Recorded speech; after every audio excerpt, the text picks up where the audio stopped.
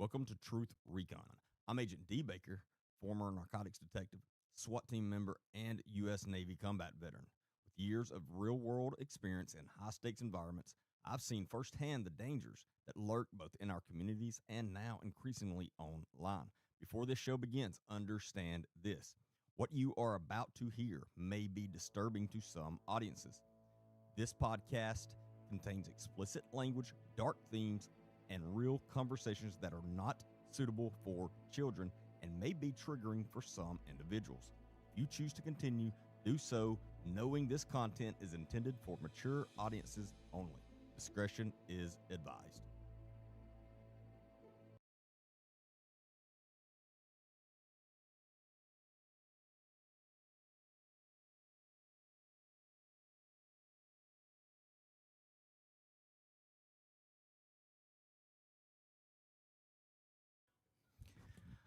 What's up, everybody? We have got a very exciting show this evening. A lot to discuss.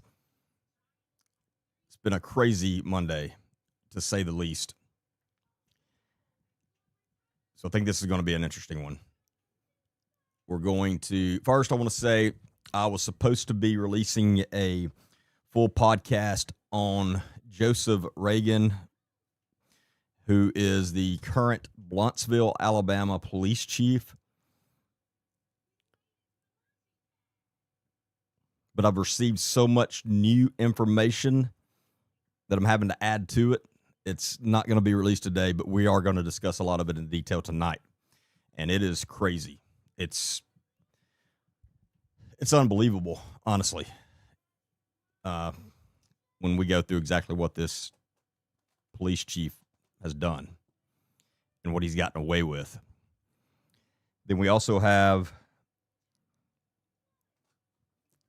if you're in Alabama, we have a U.S. Senate runoff race coming up between Jared Hudson and Barry Moore. And it's gotten extremely crazy due to Barry Moore, who is a sitting congressman, been lying about his military service. And just about an hour ago, his camp put out some bogus. We'll just have to talk about it. It's getting stranger and stranger. They are grasping for straws because they know this is killing their campaign. I'm afraid they're doubling down and still not being honest. And that's a big problem for a lot of reasons, obviously. So we're going to discuss that and go over all of that.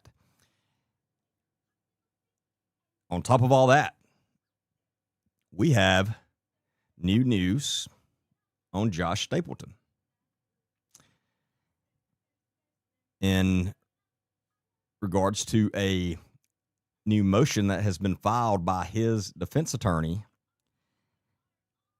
trying to get his sentence lowered.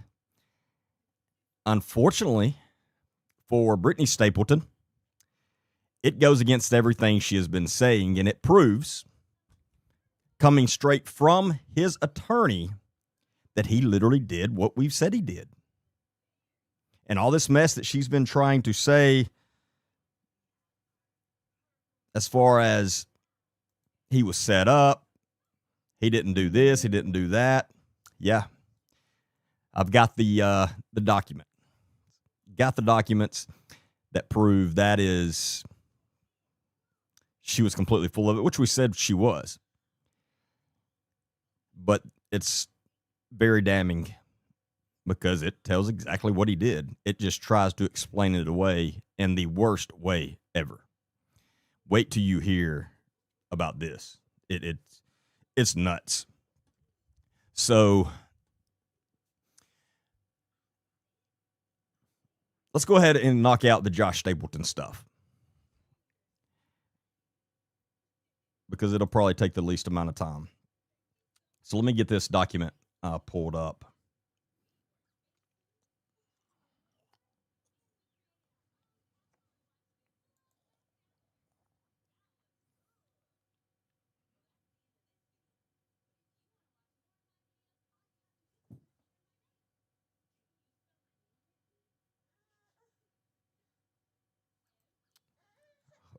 see.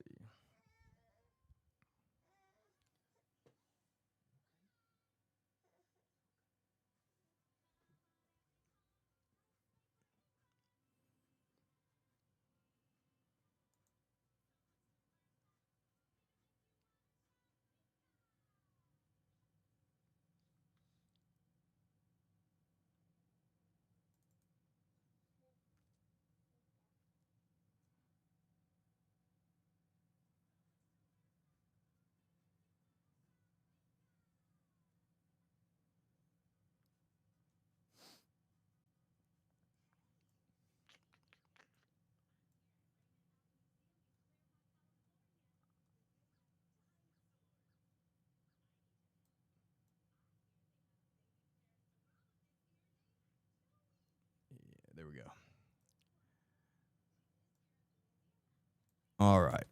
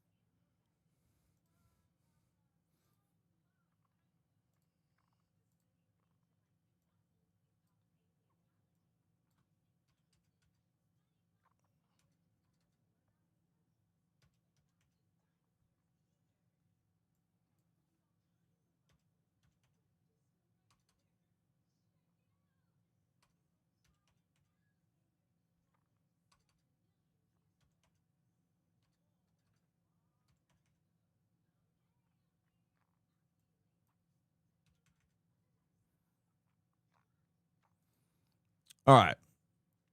So this is a motion to modify sentence in the Joshua Stapleton case, as you see over here. And this was filed on May the 27th of 2026.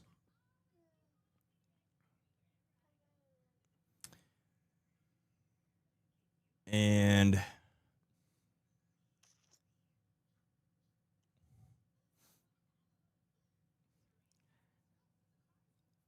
a lot of this is just legal mumbo jumbo. I don't really want to read through the whole thing because it'd just be boring. So I'm just going to hit the parts that I'll tell you exactly what this means, what they're asking for, and what they're saying.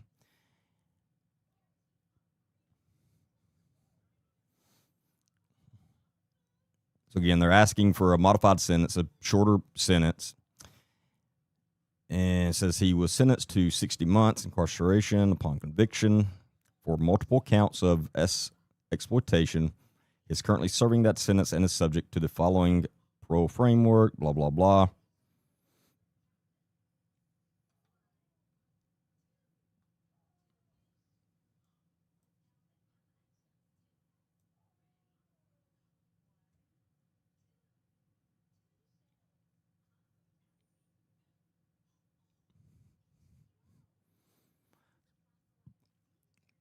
We'll just get right to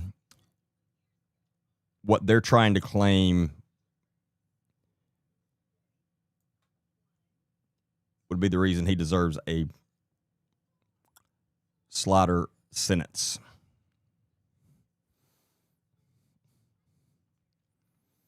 So first it says, since his arrival at Burris Correctional Training Center, Mr. Stapleton has demonstrated exceptional dedication to personal growth and service to others.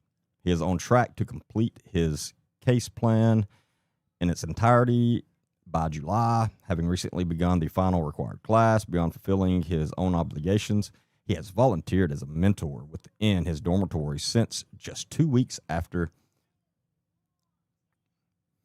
his arrival. And for the past 2 months has served as a teacher's aide, working 5 days per week to help fellow inmates prepare for and pass their GED examinations. His commitment to that role earned him a close relationship with the supervising professor, who has provided a character letter on his behalf attesting to his character and contributions.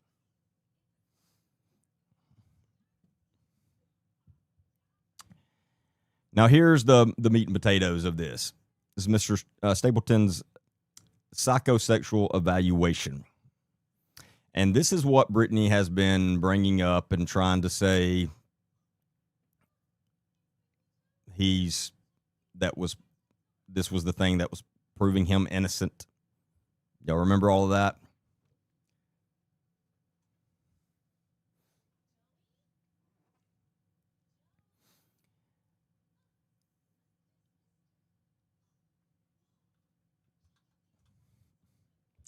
Mr. Stapleton was referred for a comprehensive psychosexual evaluation conducted by Mac Marcentel Heffley. I don't know how to pronounce the doctor's name here.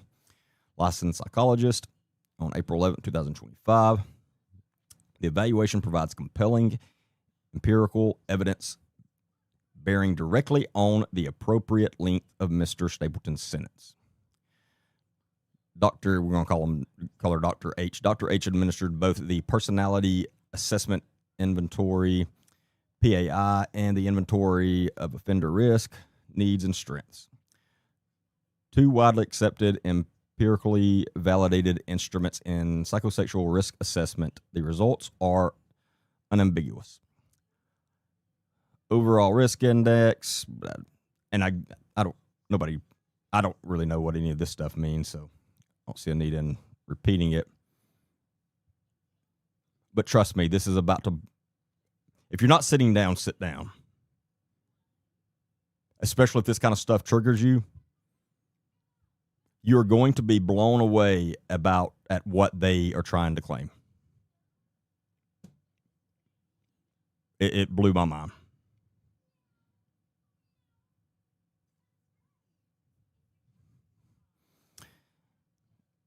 And it goes on to say, in his conclusions, Dr. H determined that Mr. Stapleton is at a level 1, which is the lowest possible designation for risk of any form of S acting out, consistent with the low to average risk. Blah, blah, blah.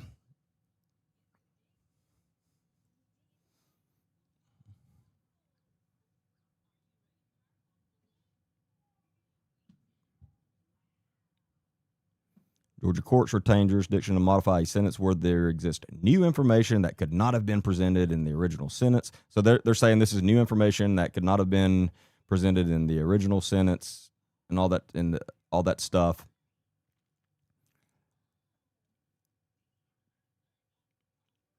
All right, here we go. Seriously, listen to this BS. Dr. H's evaluation makes clear that Mr. Stapleton's offense arose from a specific and clinically recognized phenomenon,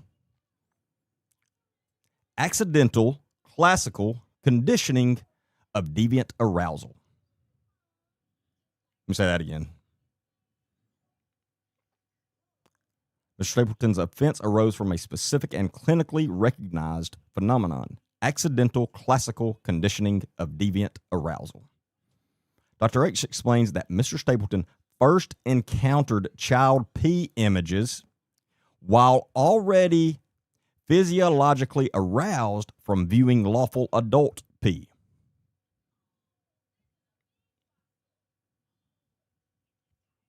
Let me say that again. Dr. H explains Mr. Stapleton first encountered child P images while already physiologically aroused from viewing lawful adult P. Critically, the evaluation documents. Mr. Stapleton has no history of contact, S offending, and has never desired or fantasized about S contact with a child or adolescent. Impossible for this doctor to know. Kills me that they're stating this as a fact, and it's impossible for them to know. He has no history of other paraphilic interest. He has no history of violence, predatory behavior, substance abuse disorder, or antisocial conduct. He has no prior criminal history beyond a 2018 reckless boating citation.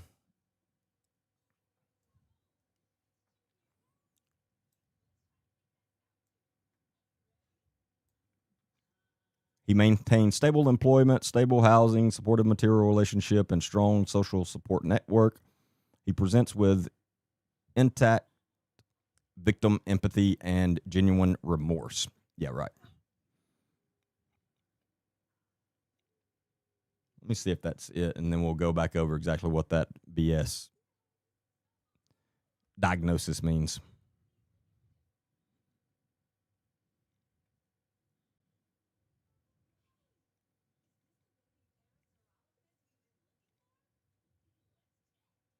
So they want him to be released on ankle monitor, so on house arrest.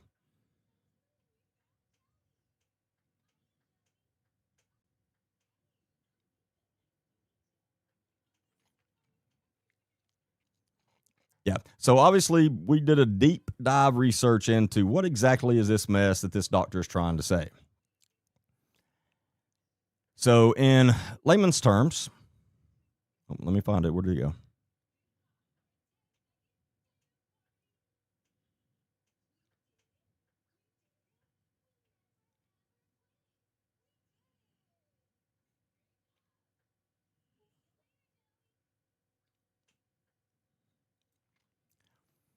So, this. Why am I having such a hard time finding it again?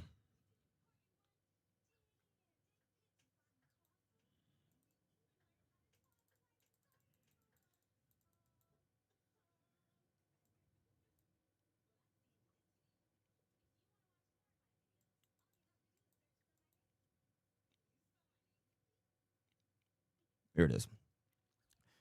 So, this accidental classical conditioning of deviant arousal explains that Mr. Stapleton first encountered child pee images while already physiologically aroused from viewing lawful adult pee. So, what this is saying, I'm sure some of you already put it together and figured it out. What this is saying is they are claiming he was looking at legal adult pee and got aroused from that. Then out of the sky, boom, child pee popped up. And since he was already aroused, he couldn't help himself and he couldn't stop himself, but then to pleasure himself, arouse himself to the child pee.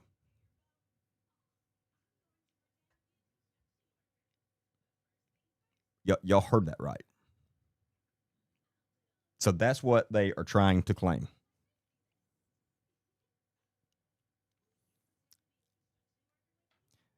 So they are saying that he was watching fully legal adult pee somehow, accidentally, because you know that happens all the time. How many of you have out there accidentally came up on child pee before?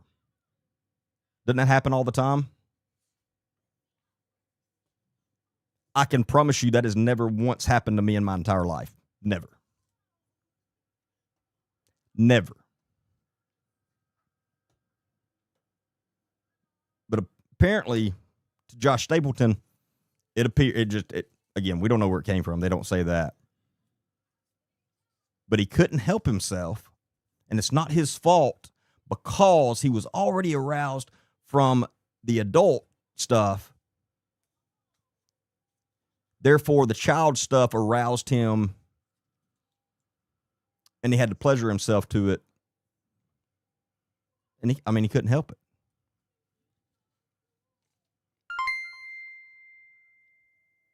So, first off, obviously, that's BS.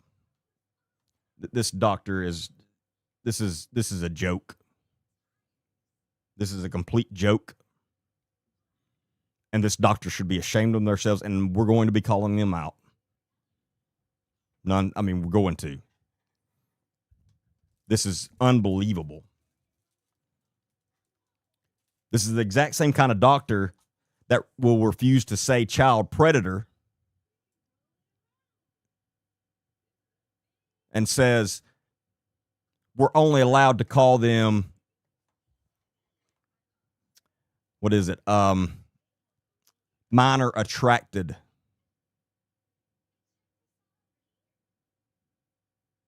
So it's, what is it? MAP? Minor, is it minor attracted people or persons or something like that? Because that's what they say we're supposed to call them now.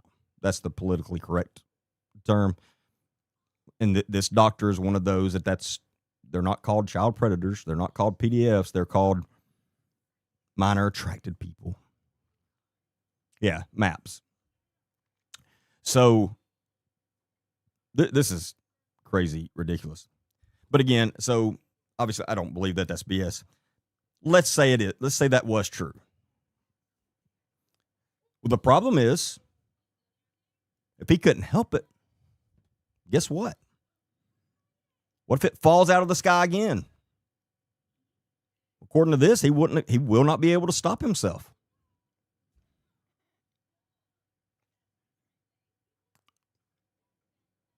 So I see that as a problem.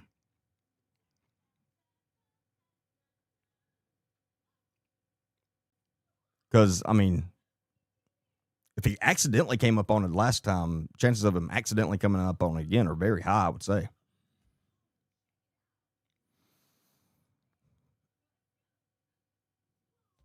This just blew my mind. This is the culture, and this is the culture that they are trying to force upon us with these POSs. And we need to all recognize that. Again, they're already trying to change what we call them because it's not polite. Hurts their feelings to call them a child predator.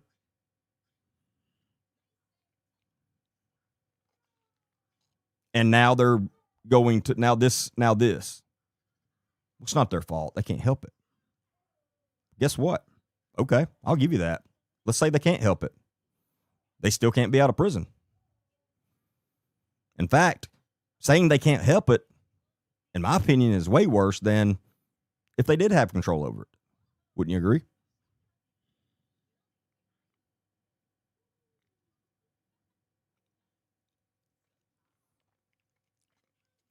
So, like I said, this is in no way denying he did what he did. This is just trying to make this crazy excuse for him. So Brittany Stapleton and all of her minions that have bought into her BS, how much more? And I know this is not going to change their minds because they're sick too. They're sick too. But you can't get any better evidence than his own attorney saying, yeah, he did it, but he just couldn't help himself.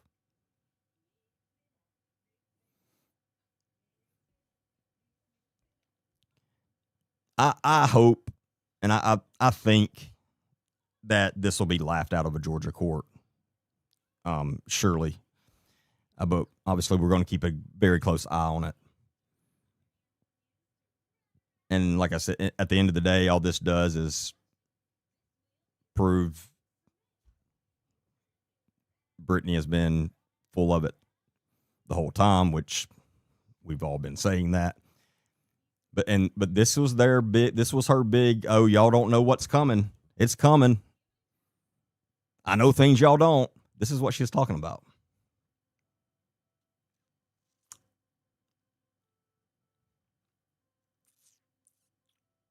And so she's okay with this. I'm sure she agrees. It wasn't his fault. He couldn't help it. I mean, what adult could help it if they were already watching adult stuff and then that popped up? I'll tell you what adult could help it. Anyone that's not a child predator.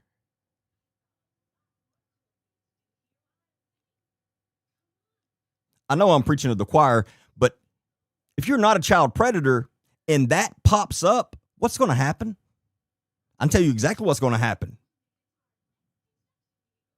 The feelings I had are going to be way gone within not even a second.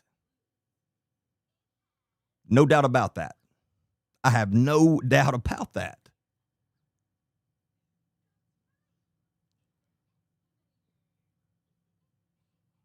But according to this doctor, I mean, he couldn't help it. It was an easy transition for him. This is unbelievable. This is the culture they are trying to throw on us. Right here. Brittany, yes, I am live right now.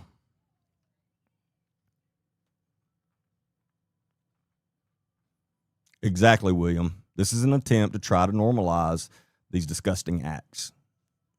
And like I said, we see it's coming in very small bits. Like I said, they are trying to. My attorney said that the other day. We were talking about something, and they said, well, they call them minor attracted people or whatever, and I lost my mind. I said, I can promise you won't ever hear me use that. Ever.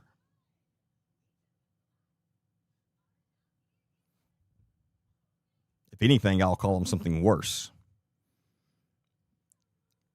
Not only do I hope I hurt their feelings, I'm trying to hurt their feelings. I'm trying to hurt a lot more than their feelings.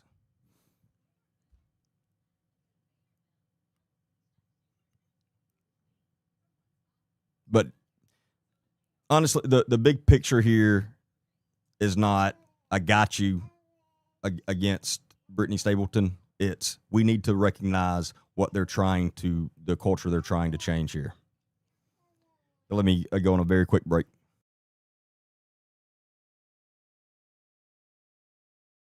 Welcome to Truth Recon. I'm Agent D. Baker, former narcotics detective, SWAT team member, and U.S. Navy combat veteran. With years of real-world experience in high-stakes environments, I've seen firsthand the dangers that lurk both in our communities and now increasingly online. Before this show begins, understand this. What you are about to hear may be disturbing to some audiences. This podcast contains explicit language, dark themes, and real conversations that are not suitable for children and may be triggering for some individuals. If you choose to continue, do so knowing this content is intended for mature audiences only. Discretion is advised.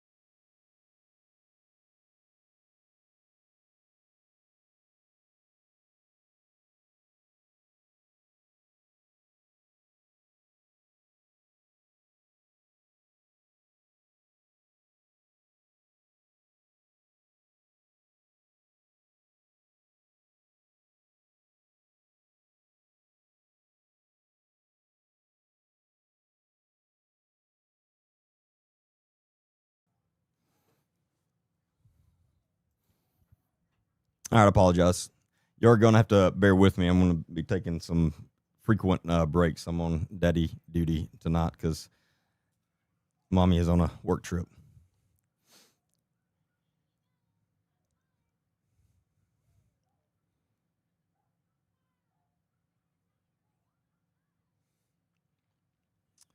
But yeah, anyway, I figured everybody would be interested in that, and that just it's But there you go. That was Brittany's.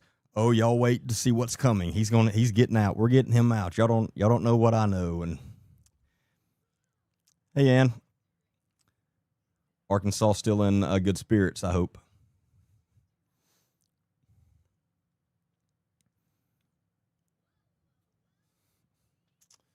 All right, let's move on to what do we want to talk about next?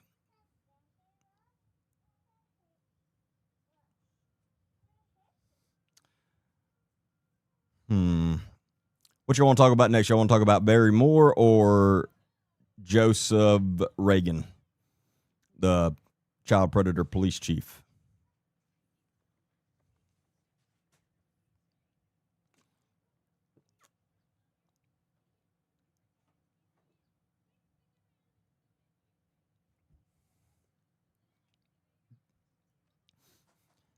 Joseph Reagan.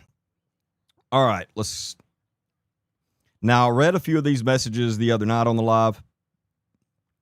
And again, like I said earlier, I'm working on it's about an hour and a half podcast, so it's a lot very detailed. And I had it filmed and was in the middle of editing. Then I ended up receiving a lot of worse information, crazy information on him specifically and on this case. I had she doesn't mind me telling, so I had a very, very long conversation today with the victim's mother, and she's an amazing person, and they have been through hell and still going through it because of this POS. And Joseph Reagan is the current Blountsville, Alabama police chief. In 2021, 2021, around that time frame, he was a school resource officer. Well, he was a deputy with Etowah County Sheriff's Office and a school resource officer for them in a local high school. During that time, this mother of the girl was 16 years old at this time. She found some just horrible. She discovered this horrible thing, this relationship that the school resource officer, Reagan, had with her 16-year-old daughter. And they didn't know what to do. And you've heard me say this multiple times, and you'll hear me say it a lot more. I will never, nor should you ever judge a victim of this kind of crime or a victim's family. If they don't speak out, I'm never going to judge them. If they do speak out, I'm never going to judge them. It's their choice, though. I will always encourage them to speak out, but if they choose not to, I 100% understand why they don't. And I would never hold that against them, nor should you. It's a very hard thing. And they know most of the time, especially in situations like this, when it involves a powerful person, if they speak out, hell is coming their way. And their life's going to completely change.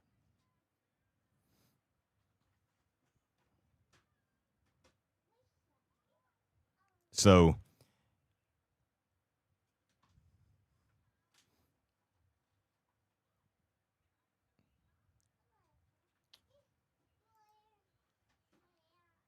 I need a moderator on YouTube ASAP, please. And do some blocking for this mess. Anyway, so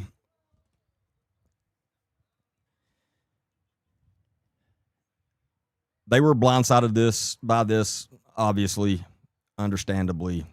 They didn't know what to do.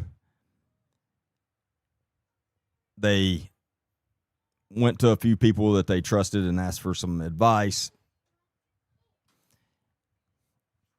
And the mom was smart enough to realize, hey, I've got the messages, I've got the proof.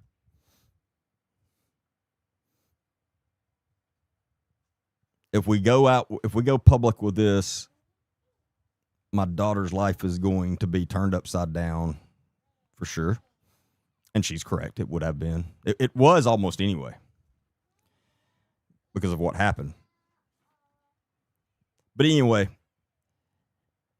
so they decided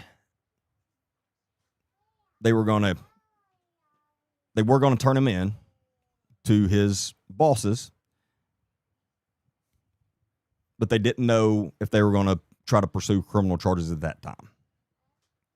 But they wanted him, the mother and father knew they wanted him to be out as an SRO, that he did not need to be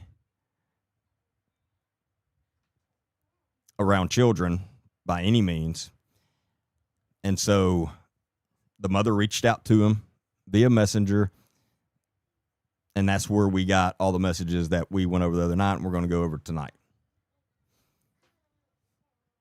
And the mother was playing into him, but she knew what she was doing. She was purposely doing it to get him to openly admit to everything.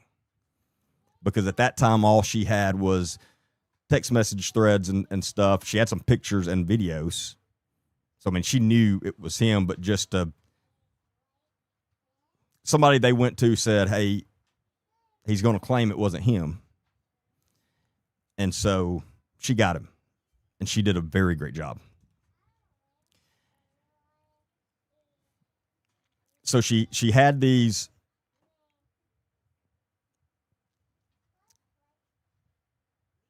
messages between him, which are very damning, and he admits everything in it, almost everything. Then they go and they tell him, if you will resign as a SRO immediately,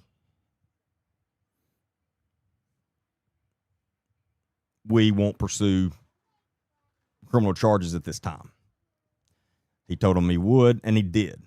But they did end up also, the more they got to thinking about it, they did go to his bosses at Etowah County and showed him everything. What did Etowah County do? Did they fire him? No. They forced him to resign.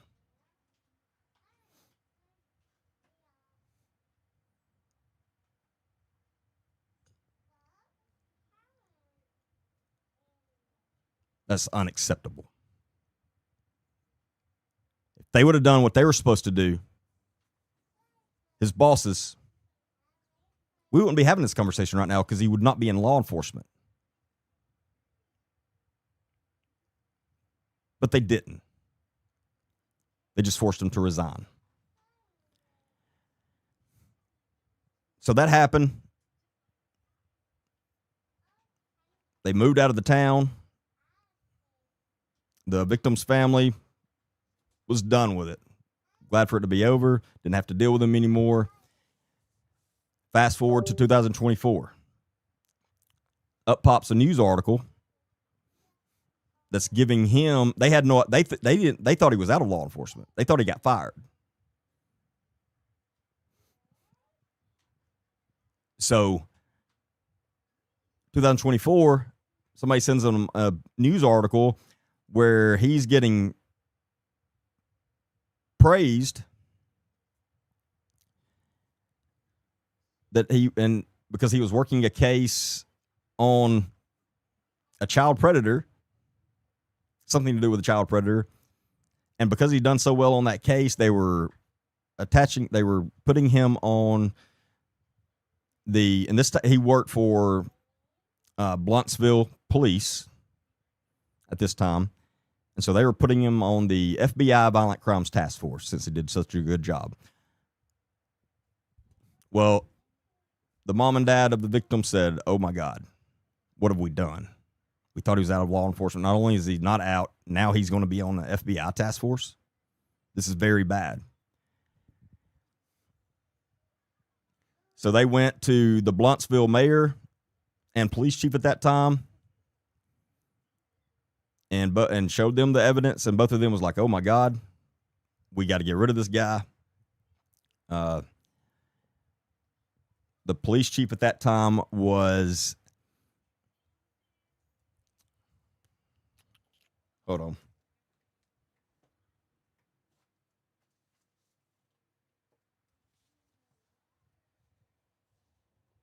Shane Best. And the mayor of Blountsville at that time was, his last name was Baker. And no Ken. Don't know anybody in Blountsville. So Mayor Baker and Shane Best, they went to them, showed them everything. The police chief said, I want him gone. I don't want him in my agency. And the mayor said, yeah, this can't be. They went and spoke with their city attorney, and their city attorney told them they didn't have enough to fire him.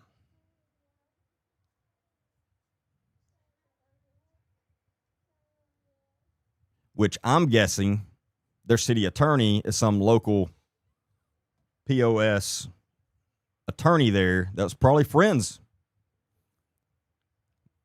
Now, again, that's a complete assumption, allegation. I don't know that he was friends with Reagan. I can't think of any other reason why that outcome would have been that outcome. And then within a few months after that, or within a year after that, the mayor had retired. So a new mayor came in. And before they knew it, the police chief there had been forced to resign or asked to resign. And boom, now Reagan's the police chief there. They sent all of this information to the new mayor, city council. They had all of it. And they said they didn't see a problem with it. That's exactly what they said. So he's still a police chief there. They didn't see a problem with this.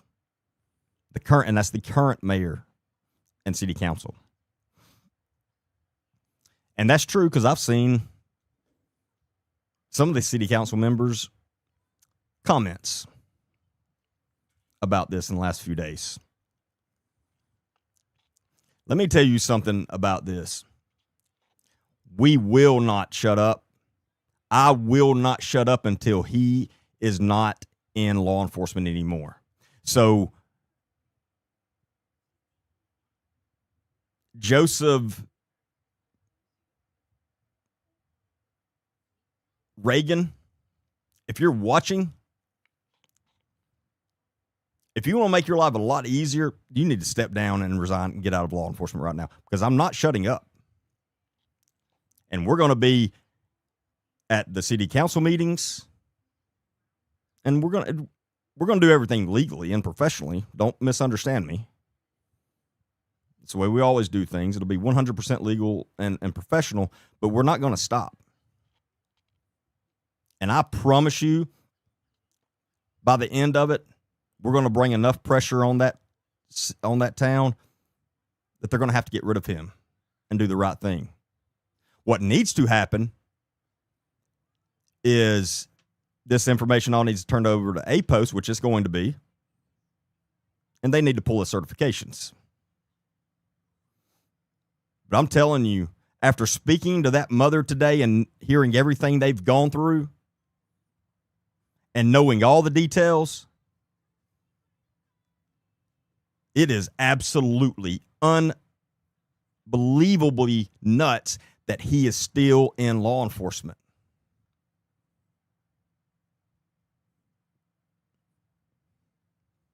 It's crazy.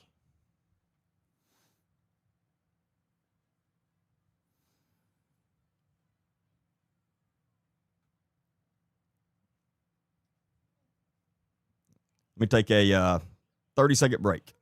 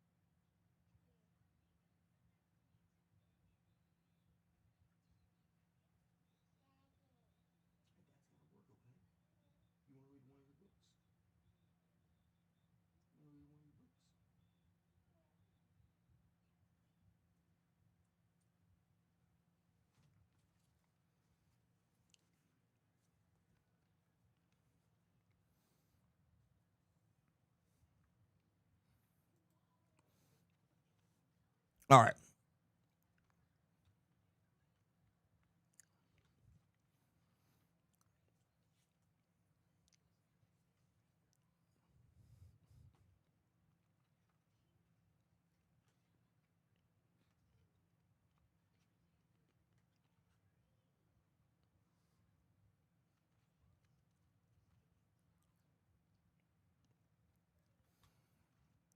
Let's go through all the messages. It won't take too long, but we're going through all the messages between this scum and the victim's mother. And if you know the victim's name or the victim's mother's name, please do not say their names. I'm asking you to be very respectful of that, and do not say their real names, please.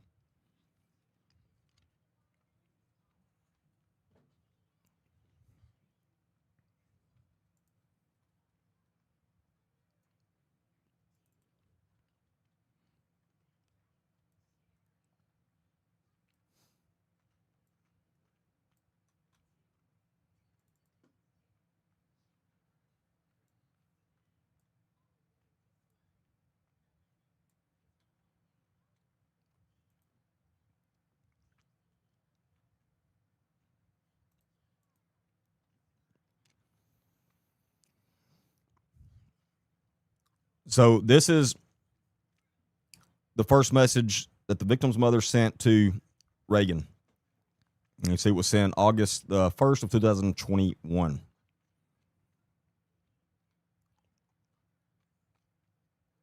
And she says, when this picture was taken, I never would have thought it would later bring us so much disgust. I've spent a lot of time in prayer to figure out exactly how this situation should be addressed, and I feel that you should be the first to know the depth of betrayal, disgust, and anger that I'm feeling as a mother and as a Christian. It has recently been brought to my attention the exact nature of the relationship that you have had with my daughter. I was so quick to go to your defense that I refused to even entertain the thought that you had done these things, said these things, proposed these actions, and crossed this line without seeing the messages for myself. Now I'm not sure which part in need to emphasize most. The anger I have for you, the embarrassment I feel for trusting you,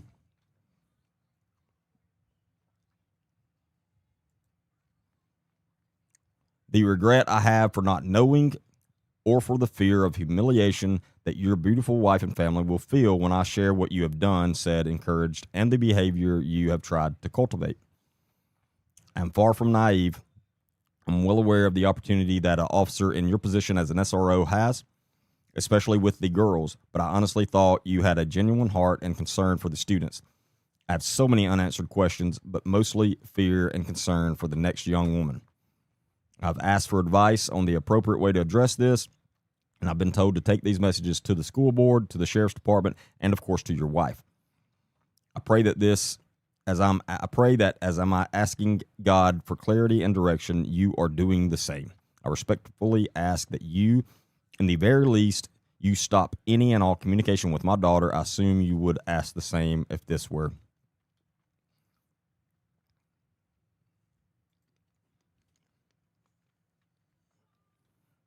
His first response, and this is the picture she was referring to. His first response, I had a long message typed and my phone died. I swear nothing ever happened. Just too close of friendship. I was going through a rough time, my mother dying, family stuff, etc. And she talked to me and we compared family issues and I built a trust from her. I mean, he is blatantly just saying, I groomed her. I mean,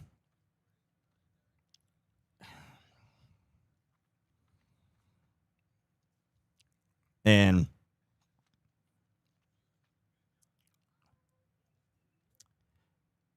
saying, I swear nothing ever happened is wrong on so many levels because something happened or we wouldn't be having this conversation.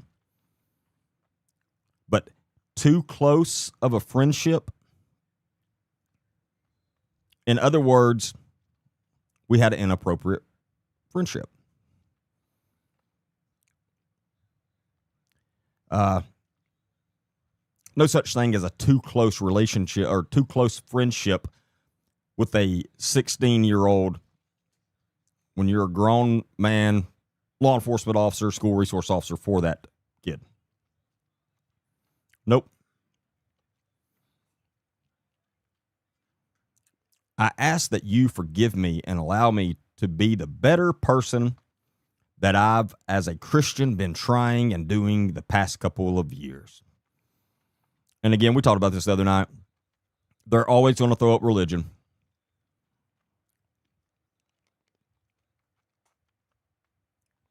I hope everyone is a Christian.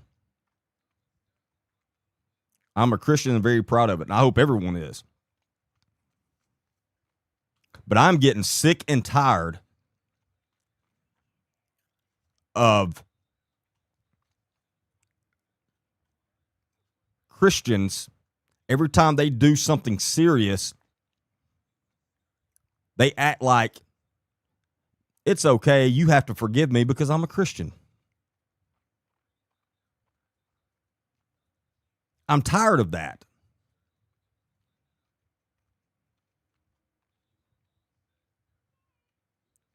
And if you are caught doing something horrible like this, the last thing you should be bringing up is Christianity.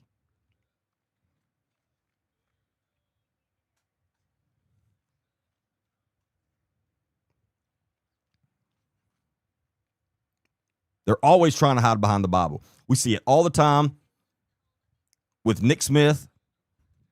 I mean, we see it with all of them. That's their number one first step. I'm going to hide behind the Bible.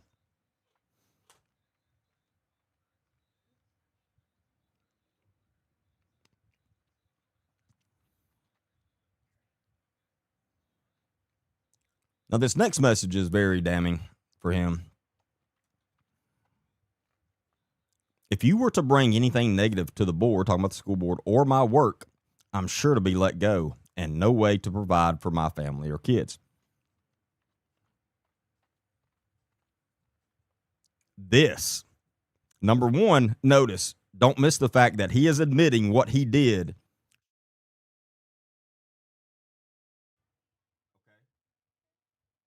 Can't mess with that. Testing. Okay, sorry. Should get him fired. You're hearing it from him, straight from him. If you were to bring anything negative to the board or my work, I'm sure to be let go. So he knows what he did, he should get fired for. And he's exactly right.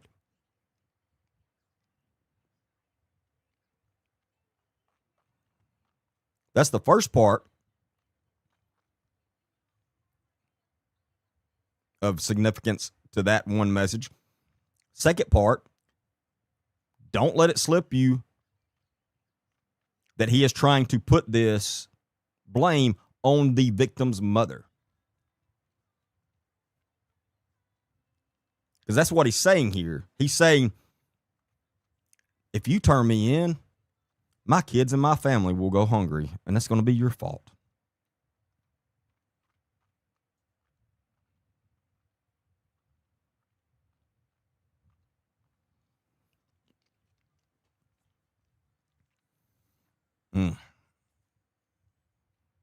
Then he says, and yes, even if it's law enforcement related, I'll not speak with her about anything. Out of respect, of course. What? I don't even know what he's trying to say there, but now this is, don't miss this. And she purposely said this. Due to the sexual explicitness and the repeated attempts to meet up, even the suggestion of making her your babysitter to give you more physical access, this is not a too close of friendship situation. You were in a position of authority as you are now, and my husband and I feel we have to report this. If this had been your daughter, I think you would agree this is not acceptable behavior for a school resource officer in any capacity. I'll go further and say it's not acceptable behavior for any adult. Obviously.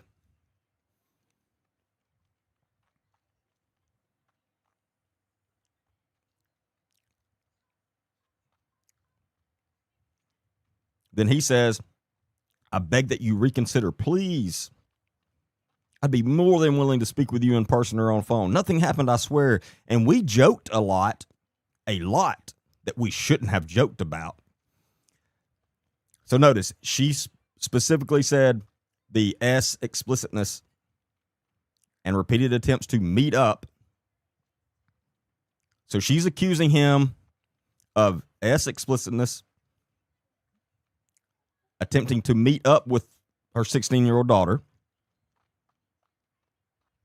and of him going to try to have her be his babysitter so he would have more physical access to him. And his response is not at all, oh, I didn't do those things, because he did. His response is, I beg that you reconsider, please. I'd be more than willing to speak with you in person or on phone. And this is his excuse. He's trying to come up with a way to explain away the explicit messages and the attempts to meet up and he trying to make her his babysitter. He's trying to explain that away by saying we joked a lot that we shouldn't have joked about. Dude, you wasn't joking.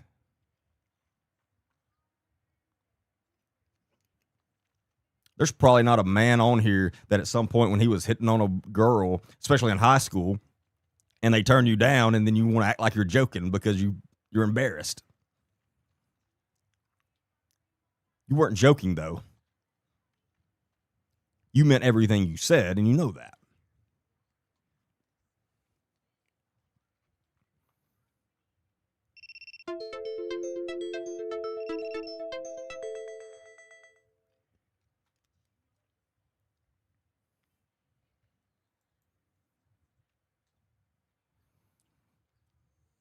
So again, nothing happened, I swear. We joked a lot that we shouldn't have joked about. I fully understand, but I'm begging you. I'll meet with y'all and speak. Please, if not for me, for my family, my kids, my wife. Yeah, it's not for him. He's not worried about himself. No, he's not worried about himself. He's not worried about himself getting fired and getting sent to jail. He's not worried about any of that. He's only worried about his family. That's what he's worried about. BS. He's just trying to get her to give him sympathy. That's what he's trying to do. Bringing it up his family, his kids, and his wife. I'm not asking you to do it for me. I'm asking you to do it for them. They're completely innocent here, which is right. They are. But it's not this victim's mother's fault. I know I'm not perfect. That pisses me off so bad. Dude, we're way off from talking about if you're perfect or not. You talk about a classic downplay of what he did. Well, I'm not perfect. Yeah, nobody's perfect. There's a big difference in not being perfect and being a child predator. Big difference. And then you get into, oh, he's changed. And I'm not the same I was then. No excuse, which always means there's going to come a list of excuses after that. I understand. Trust me. Yeah, trust him. I totally get y'all's side. But the thought of my kids, my family, etc., it kills me how he throws in kids, family, and then etc. Like 2 or 3 times, at least twice throughout this thread. What is etc.?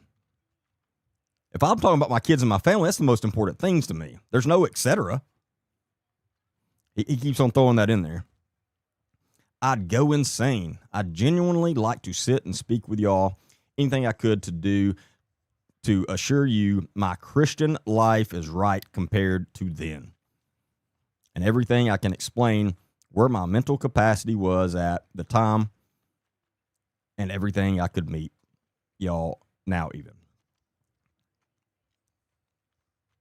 He is trying everything he can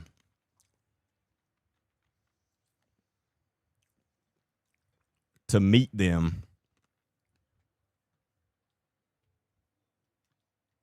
which I explained the other night is don't do that.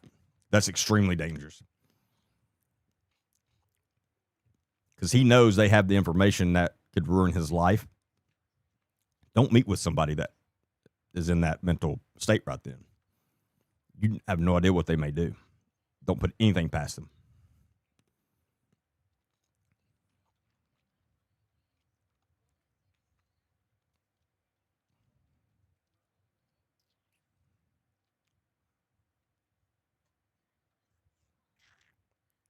Then he goes on, I'm begging this of you. Yes, I wasn't the Christian I needed to be back then. Again, dude, she's trying to minimize this, that he's a child predator. Again, we're not talking. This is far from us determining if you were being a good Christian or not. A lot of people need to be a better Christian, including myself. That's not what we're talking about here. I can explain that too. Please give me a chance to show you I'm not the stereotypical person I portrayed. What person did you portray there, dude? Oh, you talking about you portrayed being a child predator? Yeah.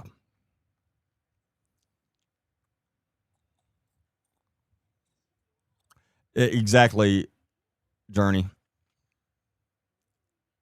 He admits guilt through this whole never once does notice. Please notice this.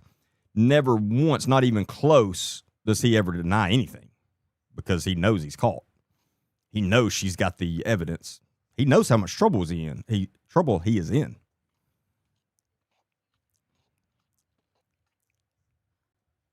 And trust me, it wasn't just messages between them.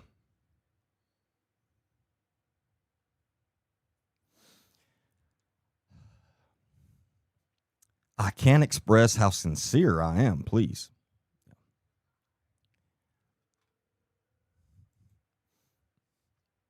He's as sincere as Samuel Bentley. Did I miss a page? Hold on, what happened?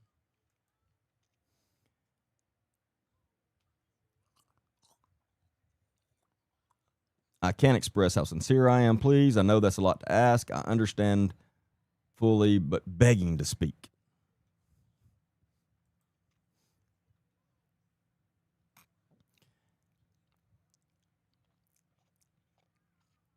Spending the night at her parent. I think he must be talking about his wife. I'm not 100% sure, but anyway.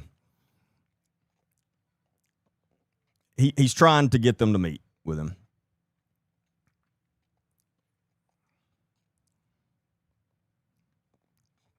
And then she's talking about her husband. Okay, he's with the building inspector right now, and he will call me back.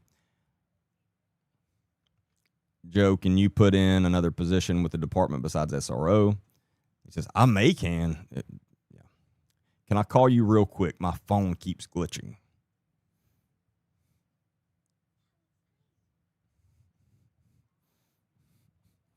She says, not right now.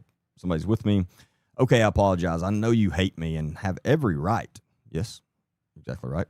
I'd sincerely, there's the sincere word again, like to speak with you, even in person. I have no excuses. However, I'd like to talk in person or on the phone and explain some things. Definitely doesn't make anything right, but hopefully you would see I'm not a monster. This is him trying to convince himself he's not a monster. I fully understand your stance. I do. The thought of me not waking up with my kids and wife every day is absolutely unbearable. Him continuously trying to put that on her pisses me off so bad.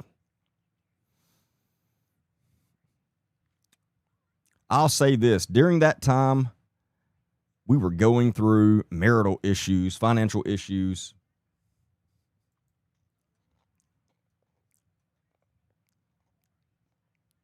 I'm still struggling with depression. My mom died, self-esteem shot.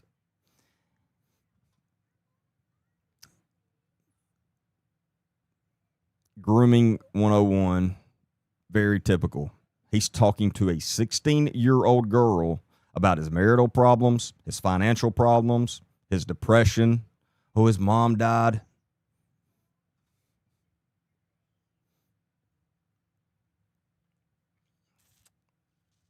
He's got the worst life ever. And everybody should feel sorry for him. You know, he's like Josh Stapleton. He can't help what he was doing. He can't help it. Anybody in his situation would have done the same thing. And then we talked about this the other night. This part kills me. And a new pastor at our church that said some very hurtful things that for the first time in my Christian life, I questioned God and life. Again, not trying to get sympathy. By the way, when you're writing something and you feel the need that you feel the need to say, I'm not trying to get sympathy, then you know for a fact you're trying to get sympathy. Because if you wasn't trying to get sympathy, you wouldn't feel the need to say that. But anyway, again, not trying to get sympathy, except I am. But I feel I need to tell you everything, so maybe you'll see I'm not a monster. Yeah, except you are, dude. But, I mean, who can blame the guy? His preacher hurt his feelings. And I think I said this the other night, my preachers hurt my feelings before too. The difference is it sucked, but the reason it's hurt my feelings is because he was telling the truth and making me open my eyes and go, you know what? Maybe I need to change this. I've never in my life went crying to somebody. My preacher hurt my feelings. That's the reason I was trying to hook up with your 16-year-old daughter.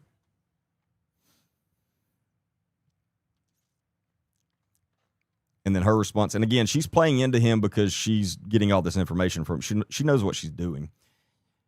We do not believe that you are a monster, and we have no desire to hurt you or your family. Please understand that you are not the only one who faces humiliation. You are a grown man. Blank is our daughter. She is already humiliated. Are you willing to resign as SRO and ask for a different position immediately? So again, she's telling him, look, you're a grown man, get over it. You can deal with this. My daughter is not.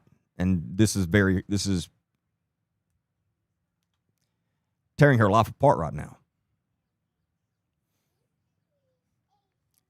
And if you want to know why her daughter's life was being torn apart right now, just go look at we're going to look at some comments that's been made in the last few days.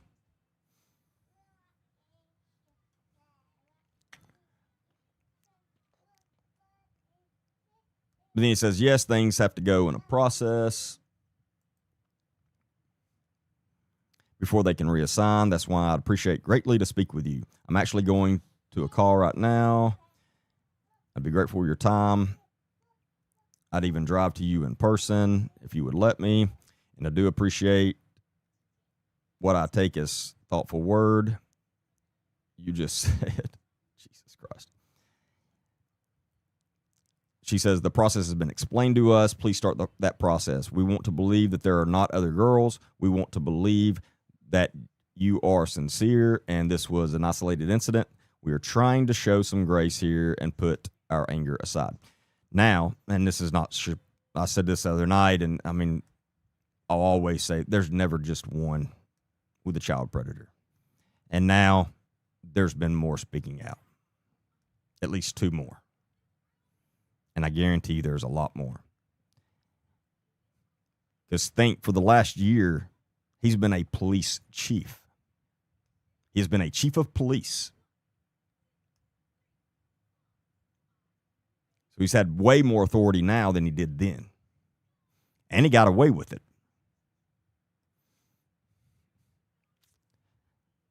And trust me, him getting away with what he did, I guarantee you right now, I mean, before this came back up, he probably thought he was invincible, because it is unbelievable to me that he got away with it. I mean, I cannot believe it. I can 1,000,000% assure you there are no other girls. No way. Except there is. I appreciate you listening, and I still would like to speak after I get cleared on this call. Okay, I'm finally done with that. Just got paperwork. Would you be willing to meet? Would you be willing to meet or talk? To be quite honest, and this is where it gets even crazier. To be quite honest, I could use another Christian to even talk to. So now he is trying to make her his therapist.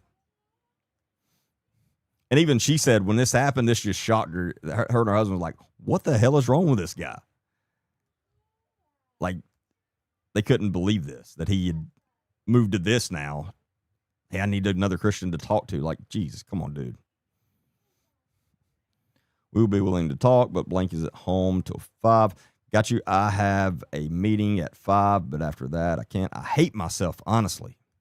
And this is where this just starts really, really pissing me off. We talked about it a little on Friday. I hate myself, honestly, for allowing the flattery to go as far as it did. So what is that? What is he saying there? This was the girl's fault. He's victim blaming. I hate myself for allowing the flattery to go as far as it did. So he's saying she came on to me and I just couldn't help myself. And now I hate myself for not pushing it away. But I mean, she was coming on to me and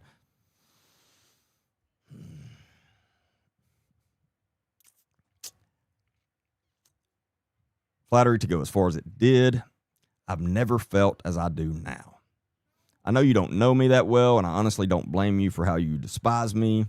I'm glad you're I think he's trying to say good Christian people. I am too. However, not going to lie, I was in a dark place during these events. Just honest. Not going to lie, just honest. It's a fucking line between there. Statement analysis 101. Simple. Not going to lie. There's a lie sandwich.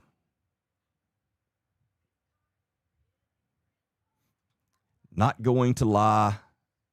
Just honest. Yeah. I've been in church since Shannon, and I don't mind saying his wife's name because we're going to be talking about her in a minute because she has put out a statement now and it's horrible. But that's his wife, Shannon, and I started dating in 2002. Got saved August the 7th, 2002. Again, why are we talking about, like, dude, I mean, he is stretching so far right now. Let me tell her about the time I got saved. And, dude, what? Would hear people testify about being backslid or out of will of God and how it affected them. I never knew that feeling and wished I didn't now. I have virtually no family here. And again, this is the sob story. He's the saddest person in the world. Feel sorry for him. Poor guy. I have no family here in Alabama. My dad just went back to Indiana Friday from visiting. They never really were in church. I mean, his family didn't take him to church when he was little. I mean, it's amazing. He's turned out as good as he has, isn't it?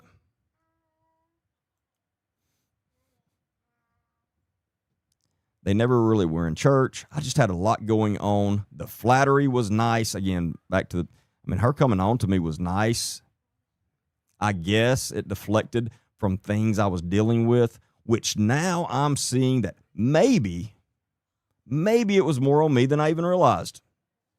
So he's still not admitting, hey, this is my fault. Don't miss that. The flattery was nice. It deflected from things I was dealing with, but now I'm seeing maybe it was a little my fault. That's what he's saying. He's still not saying, now I see it was my fault. He's still sticking with maybe it was a little my fault. By no means, please don't take this as me asking for sympathy. How many times has he said that throughout this thread? I haven't counted, at least 4 times. Honestly, and again, watch out for those LY words. Now, somebody used them. Some people use them all the time, and that's different. But a lot of times, LY words should show up, throw up some red flags for you. So watch out. If somebody's saying, if they rarely use LY words and then all of a sudden they're using a ton in a sentence, they're completely full of shit. Honestly, I don't know why I feel I need to tell you everything. It's because you're reaching everywhere, trying everything you can, dude. But I do feel I need to, I've attempted twice before, one being Shannon, and nobody will listen. Maybe y'all not having direct ties to me will offer some guidance, and I hope put it in perspective who I am as a person. So again, now he's wanting them to be his therapist. She's like, attempted twice, attempted what? To talk to my friend and family about my depression, family stuff. Tried talking to 2 people is all. Dude, they're literally professionals that you can go talk to. So you don't have to look. I've been seeing the therapist for over 10 years now. At one time, I was seeing them twice a week. That's what they're for, dude. You trying to go to the victim's family here, and it's crazy. It's crazy. I mean, it's all a stretch. He's just trying to make him feel sorry for him. He's trying everything he can. Blank is home. We have discussed this, and I have read him. The messages between you and I, neither of us want to make this any more personal or difficult than it already is. We are supposed to meet with Sergeant Plunkett and Chief Hill at 10 a.m. tomorrow. And these were people with the Etowah County Sheriff's Office at this time. At 10 a.m. tomorrow, however, we understand that will lead to a much more serious and humiliating mess for everyone, including her daughter, which is our first concern. We are asking that you resign as SRO officer immediately instead. And he says, yes, ma'am, that's the plan for me to go on patrol. I'm heartbroken and humiliated. And don't miss this. He's saying, I'm heartbroken and humiliated. And then doesn't even change sentences. You just have to call Chief Hill and tell him that you didn't want to come in. So what's he worried about there? He needs to make sure that she knows, well, since I'm resigning as SRO, all you have to do is just call him, tell him you're not coming. Doesn't even change sentences. I'm heartbroken and humiliated. You just have to call Chief Hill and tell him. Like, that's what he's saying. It's crazy. It's sick.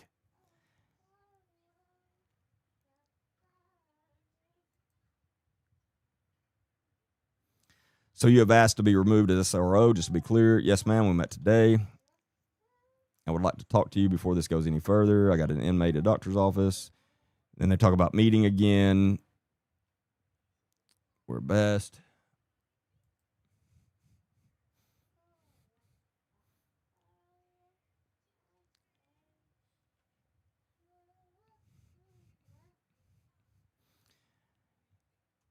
Head that way.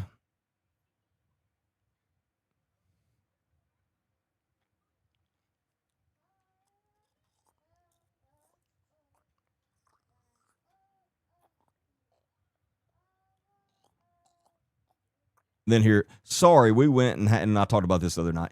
We went and had like a marriage counseling with the sheriff and his wife and no service.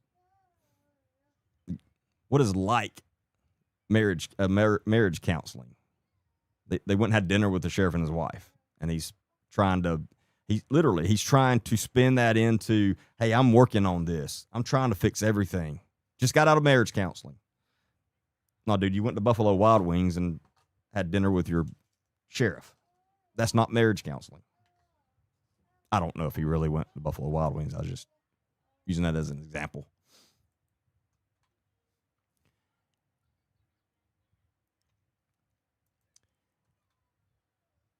So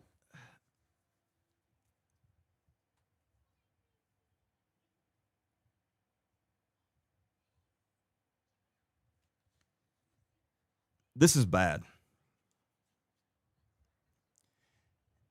And you don't need any more evidence to know that other than what we just looked at. But there is more. But just that's more than enough to get him fired out of law enforcement. Fired. And the fact that there's people involved here that were covering for him through this whole thing is sick.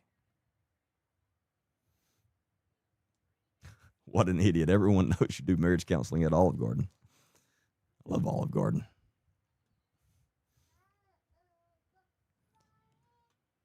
It's we're seeing this too often. And we're about to look at some comments that's going to show why we're seeing it so often.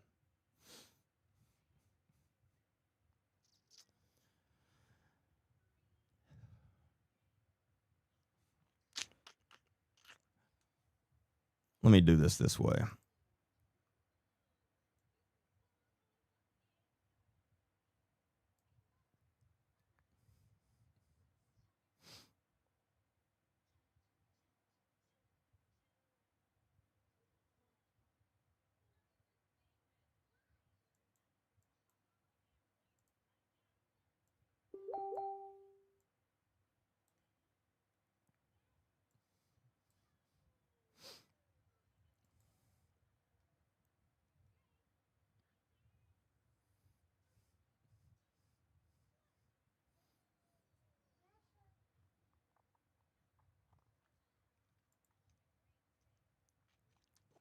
First off, we'll take a look at this.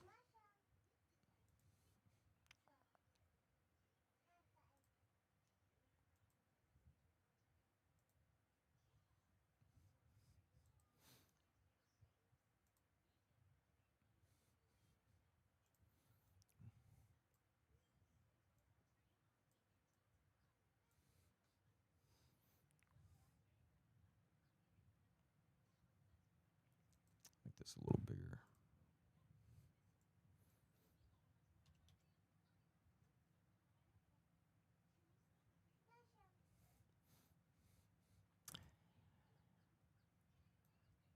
So these are two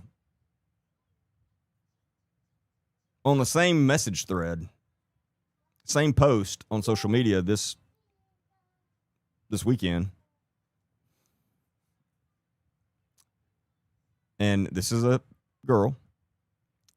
I saw this. I 100% believe it because he added me on Snapchat in high school and would always ask me how long till I was 18. Then this girl, same. After I turned 18, I got some unwanted pics and then immediately blocked him. I will bet you this is after.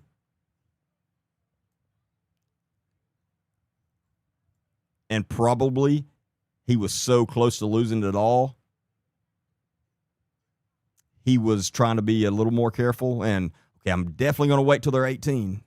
Like, that's much better considering what you've done already, but this is unacceptable on so many levels. Let me see.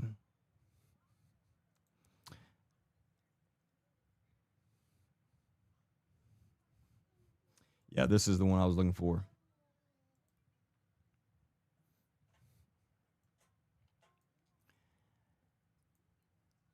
So this is a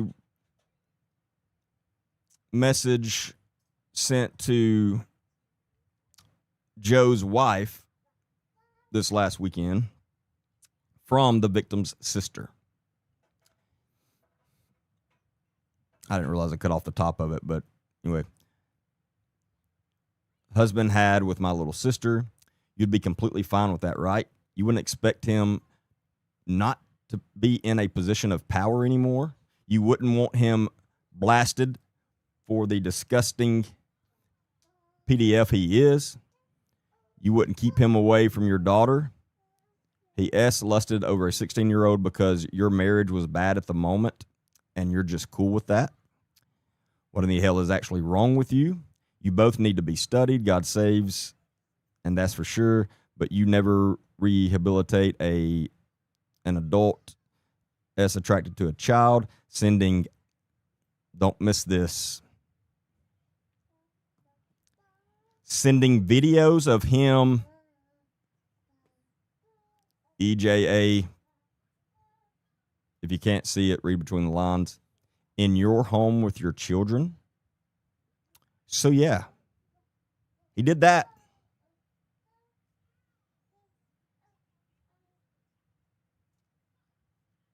Yep. Coaxing her to be in your home to babysit, and Shannon won't think anything of it. Well, he was right about that. His wife wouldn't give a damn. What in the hell is wrong with you? You have a daughter. God forbid the table's turned. Don't lose your appetite then. Sit there and defend that POS. When it's your daughter's turn, maybe take the POS that tries to get your... I wonder if I have another one. No, I guess I don't know. I didn't realize I cut off some of it. But anyway, you get the point. Because sister saw all the messages.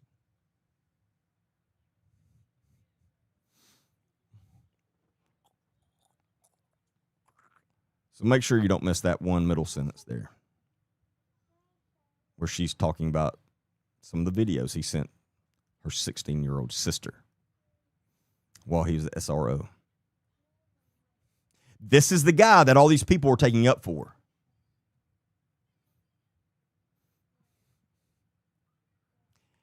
This guy is currently a police chief right now. If you live in Blount County, if you live in the city of Blountsville, Alabama, this is your police chief. This is what he did to a 16-year-old girl when he was the SRO over her high school.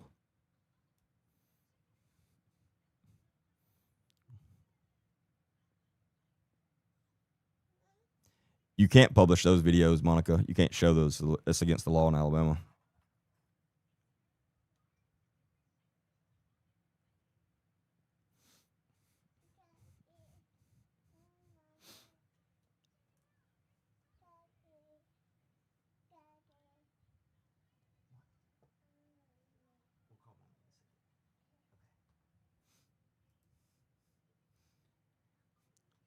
Here's one of those comments. Miss Tammy King. If you know her, tell her to give me a call. I'll put her on the podcast. You also forget the fact that this was 6 years ago, and she is grown now. So because she's grown now, makes it okay that he did it then, apparently, and Tammy said here, but this gets worse. And for...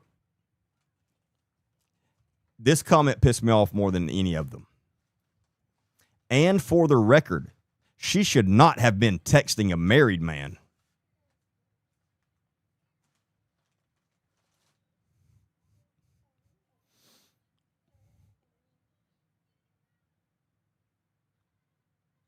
Yeah, I'll show y'all a picture of him.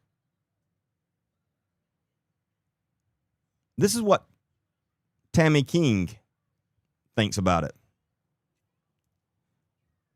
The 16-year-old should not have been texting a married man. Y'all trying to put all the blame on him. She knew what she was doing.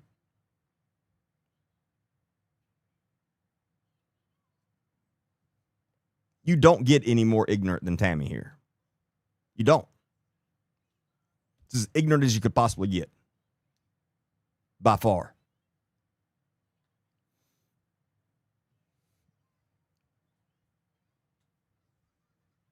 I think everybody needs to screenshot Tammy's message here, Tammy's comment, and everybody posted on their pages. I think everybody needs to know what kind of person Tammy King is.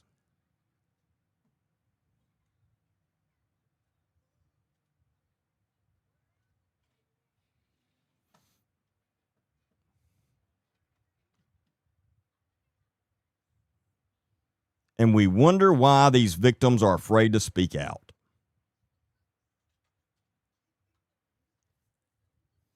A grown woman saying this.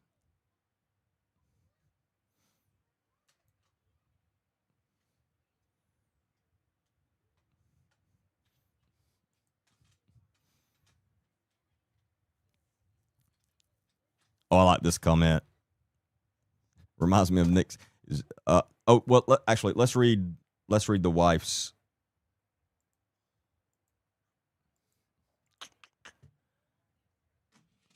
Hold on.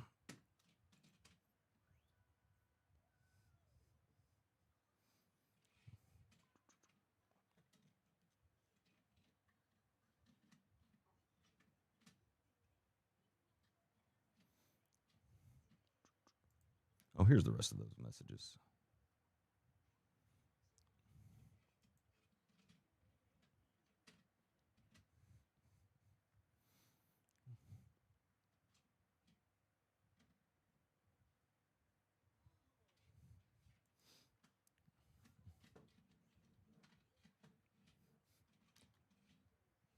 Oh, here's a third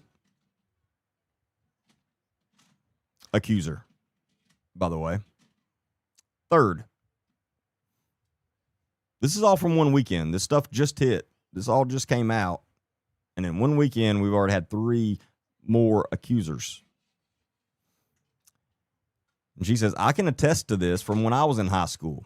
He added me on Snapchat and would keep bugging me about. Well, hold on.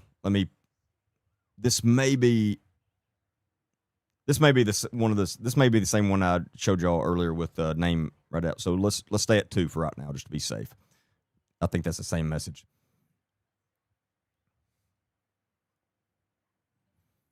And then she says, and had a couch in his office and told me anytime school was rough, I could come take a nap.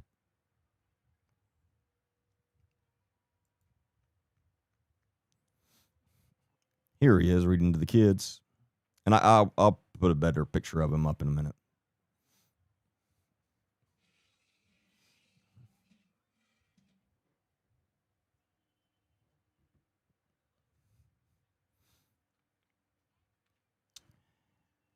And then, I always love these comments. Wow, I hope you don't ever need God's grace. But guess what? He will give it to you. And she's talking about for us calling him out. Shame on you for this. Everyone deserves another chance, and they deserve to be left alone. People need to mind their own business. Let me tell you who deserves to be left alone. A 16-year-old high school student. That's who deserved to be left alone. His name is Joseph Ragan, Ragan.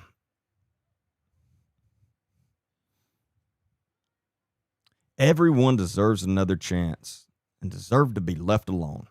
So Miss Jenny Ball here, she's all for child predators. Again, another grown woman. I've always said it and I always say it.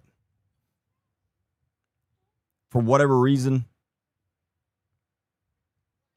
some women will tear other women completely apart. I've never understood it. They're the worst on each other.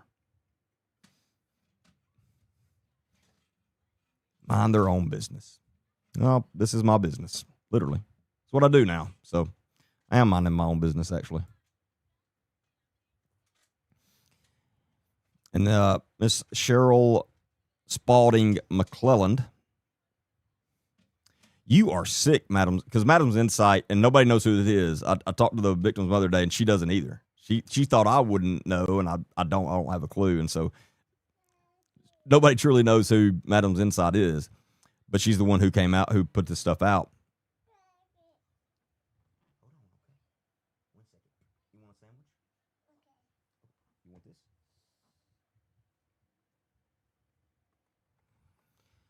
You are sick, Madam's Insight. And why hide behind a fake name? The issues were dealt with and not ignored. And by the grace of God, this man and his family have moved on. Do you call yourself a Christian? If so, you sure not acting like one. God have mercy on your soul. The issues were dealt with and not ignored. No, unfortunately, that is the opposite of what happened.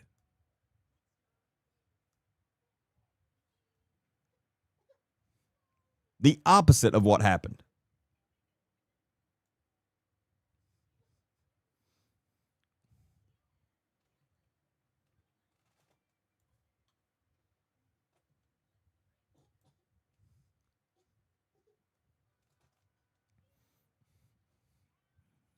And then Becky Lynn Carter's comment here.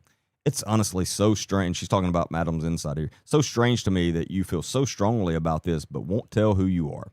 You're probably a fellow LEO that got passed over for the chief position.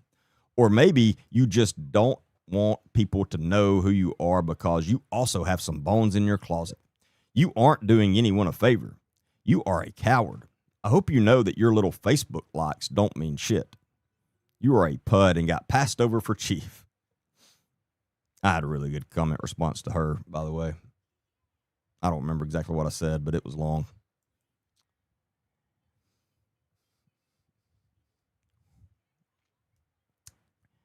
And here we go.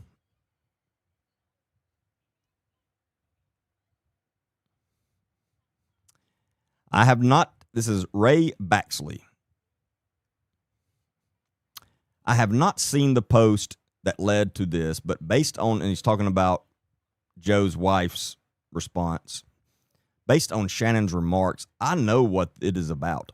I was on town council when Joe was hired and was fully aware of the situation and was satisfied as to how it was handled.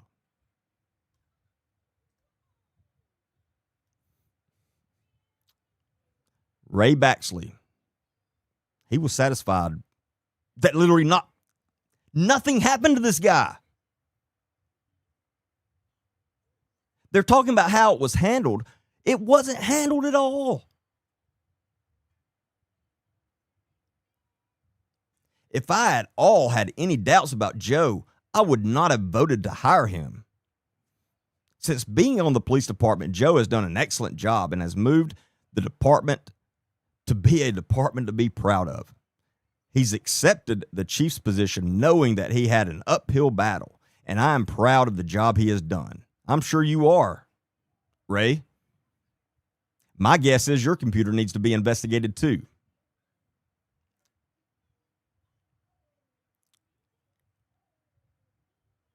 Only a child predator would make this response to this.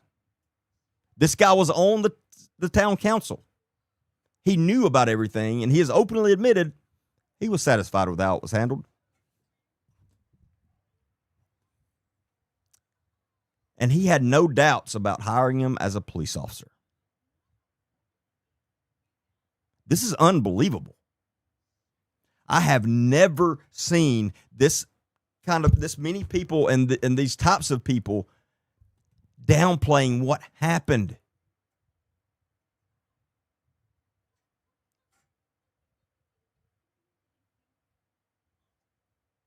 He had multiple sexually explicit conversations with a 16-year-old who was a high school student at the school he was the SRO of, and sent her at least one video of him pleasuring himself.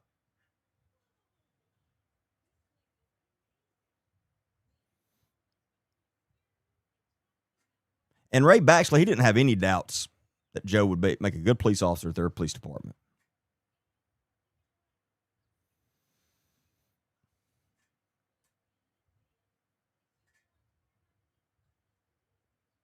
Blountsville and Blount County, we've got a lot of work to do there because you have got a lot of child pedophile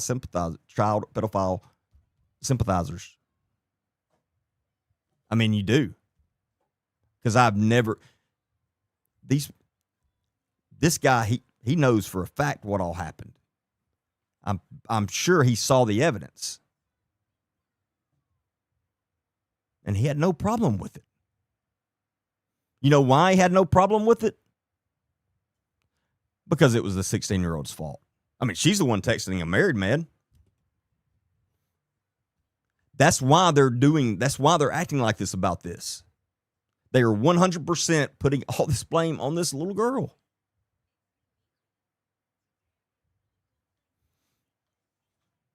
Then he goes on, it is unfortunate that some people want to stir crap. As my mom used to say, let me tell you something. If your mom raised you to be who you are, your mom was a worthless piece of shit too, Ray. And I hope somebody sends you this. Did you hear me? If that's how your mom raised you, which I hope it's not. But if you're the way you are because of how your mom raised you, she was a horrible mom.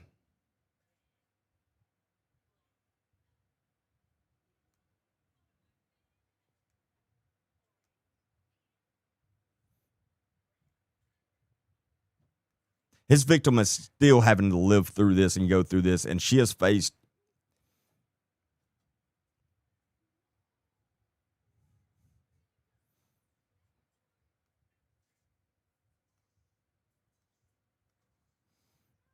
talking to her mother today was heartbreaking, to say the least. They have gone through hell about all of this because this right here is how everybody in that town almost has treated them. Everybody was blaming the 16-year-old.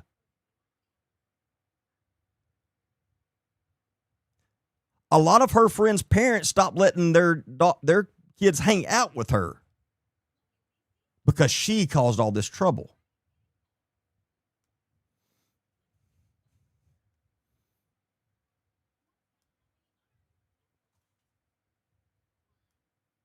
And I'm sorry, I can't be calm about this because this is unbelievable. This stuff it's truly unbelievable.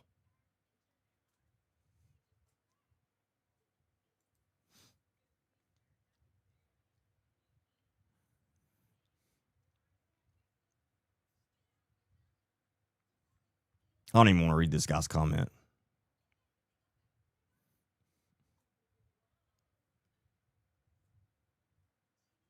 Y'all see what George Maynard here said? Hot female student, question mark.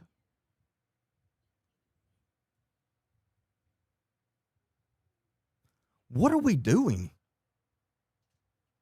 Can somebody help me out with what in the hell is going on here? This is like the freaking Twilight Zone. Why are so many people around there treating this as like a traffic ticket?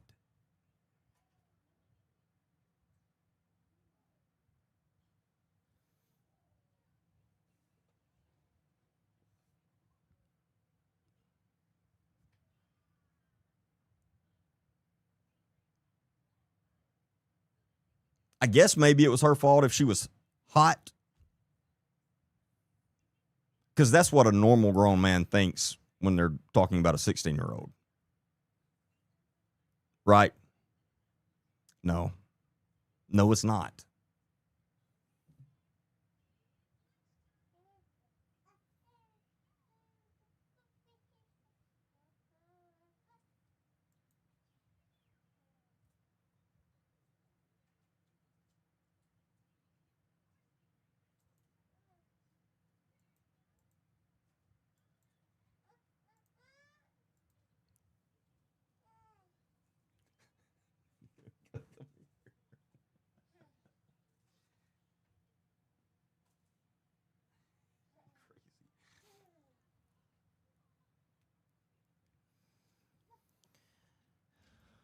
I still got to find the wife's response. I thought I had it. I've got it somewhere.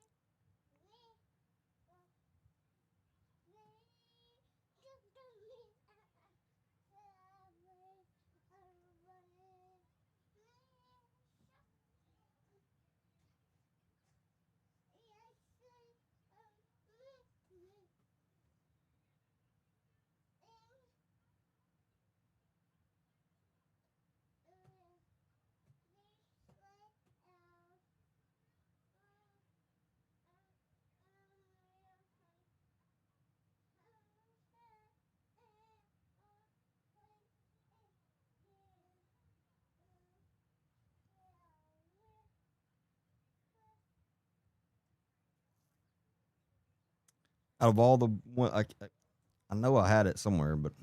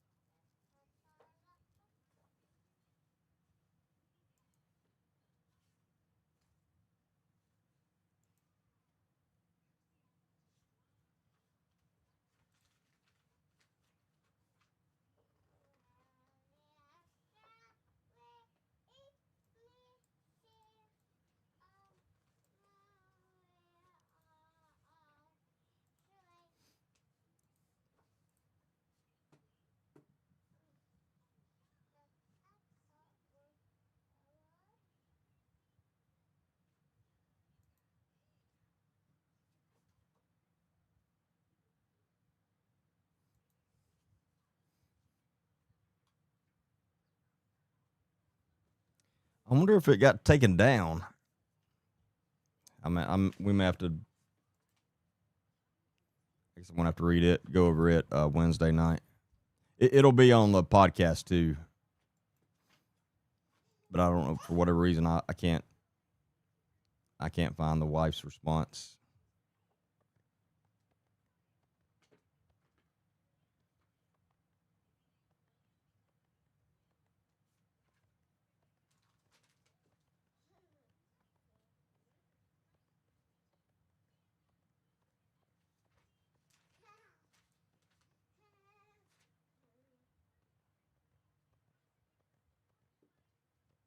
Blount County News. Let me see. Let me look there. Try that.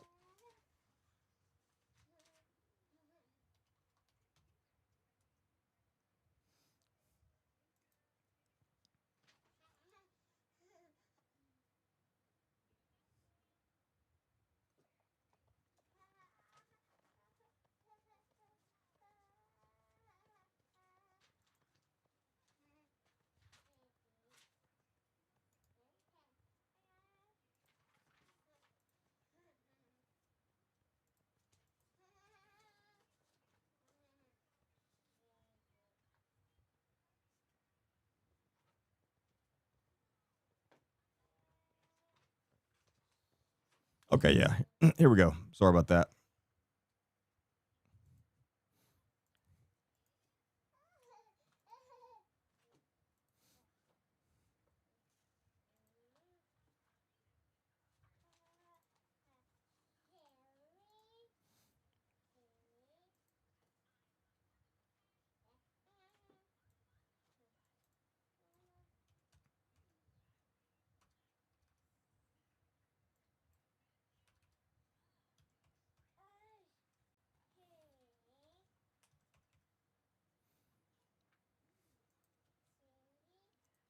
All right, here we go.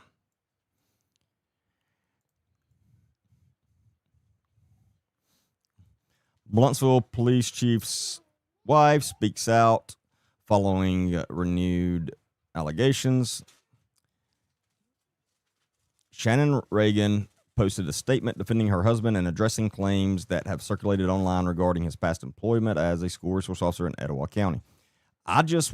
So this is quoting his wife, I just want to make everybody aware that I have known about the situation when it happened 7-8 years ago. It was 5 years ago, by the way. She's literally adding 3 years to this, trying to distance it further. Shannon Reagan wrote, we dealt with it then, and we are fine and have been fine for a long time. We know what really happened, and the people that need to know what really happened know the truth. Yeah, you're right. They know the truth, and they know what really happened. See, this is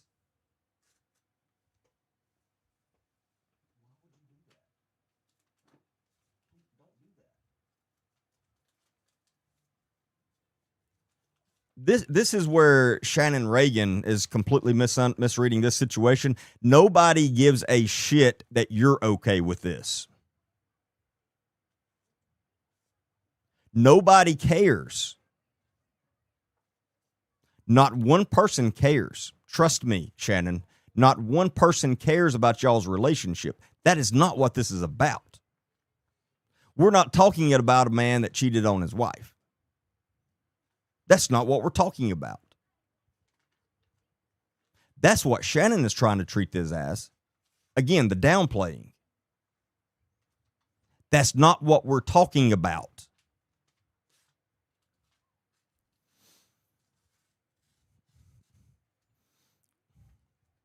Her comments came after post on the Facebook's page Madam's Insight, blah, blah, blah. The allegations remain disputed and have not resulted in any publicly announced criminal charges. They're not disputed. In her statement, Shannon Reagan said the matter was addressed years ago and that those directly involved know what occurred. Just know Joe has made things right with the people that matter when this happened. And everybody that has needed to know in the past has known the truth. Yeah, that's not true at all.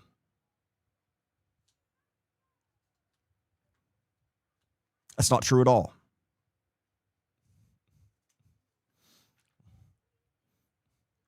This is another thing that pisses me off. She's not the only one making statements like this, acting as if the victim and her family have long forgotten about this. They're over it. They were happy with the results.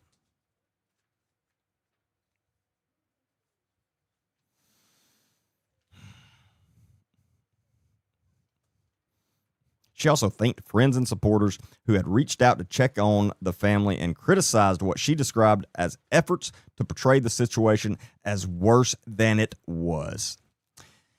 Shannon, the problem is it doesn't get much worse than it was. So it'd be pretty hard to portray that it was worse than it was. And then this, the downplaying. Everybody has things in their past they don't want to be made public, and especially made out to be much worse. No, Shannon. Everybody does not have these type of things in their past. Trust me. Literally the only people that have things like this in their past are child predators. That's it.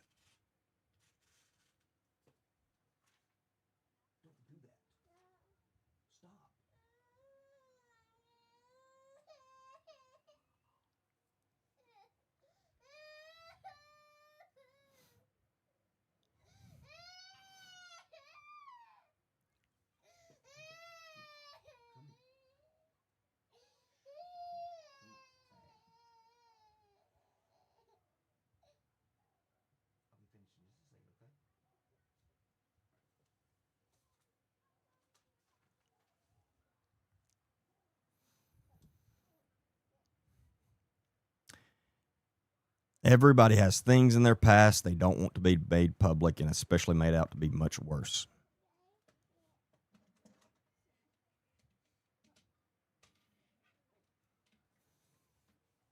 These are sick people. And Shannon is as big of a piece of shit as her husband. So, Shannon Reagan, you are worthless to society as your husband is. Both of you.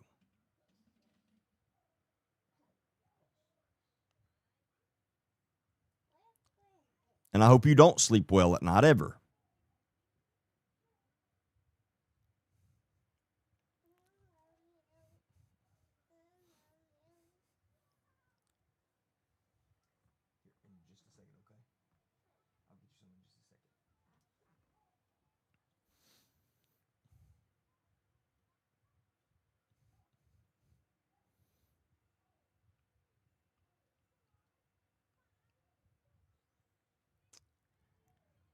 As of publication, neither Joseph Reagan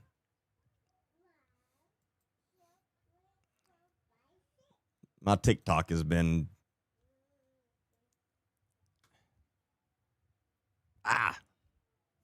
anyway. Joseph Reagan nor the town of Blountsville has issued a separate public statement regarding the renewed allegations. Shannon Reagan's post remains one of the most direct responses from the family since the claims resurfaced.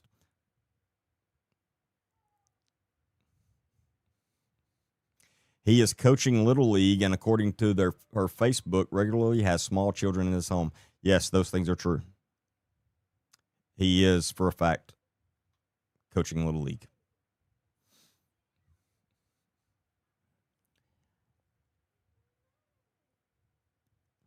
Like I said, if we have to, we will post billboards in that town of him. I'm like I said, I'll go as far as we legally can.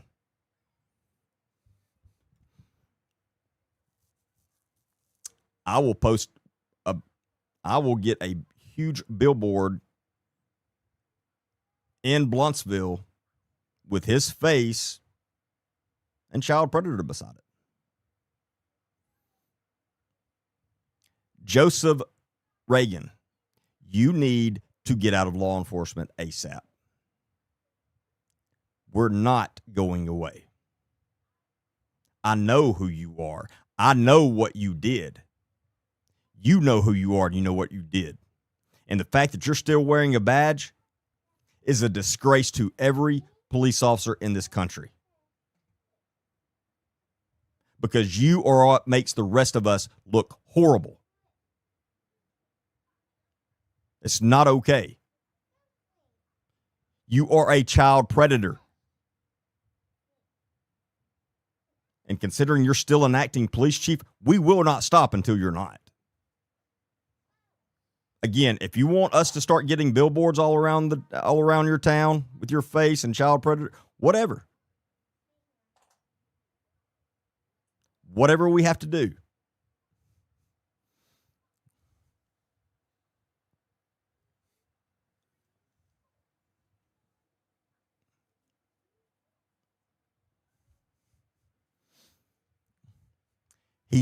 No, I did not know this. He's over the entire rec league boys and girls and the park as well.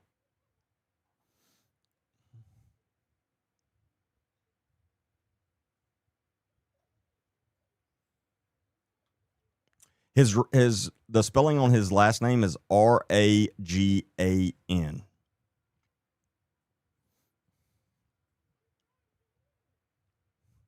And I'll tell you what I'll do for those asking, because I'm being dead serious. I'll post a link, a donate link on the website.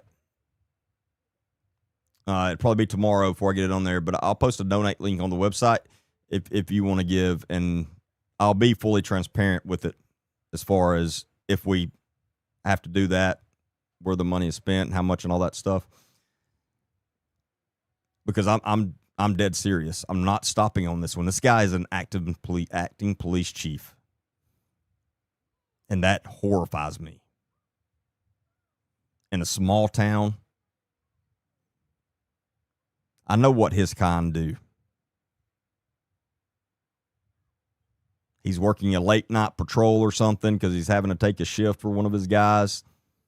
Pulls over a young girl. I know what happens. And I'm not just going to sit here and be quiet about it. This guy is a monster.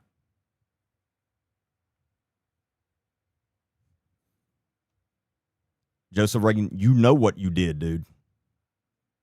And I now know everything you did.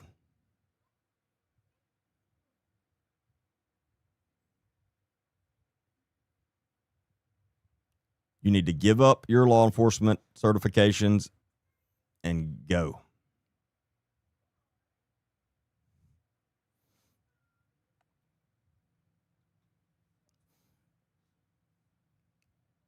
this minimizing continues. It kills me that we have so many people screaming about Epstein files, but yet we have so many people completely sympathizing with child predators. The math ain't mathing.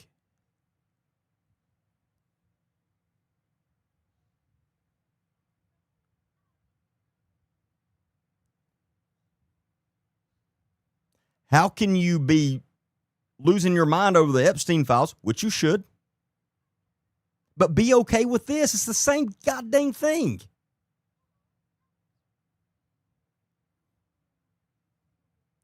How does everybody not recognize this guy's just as bad as Epstein himself?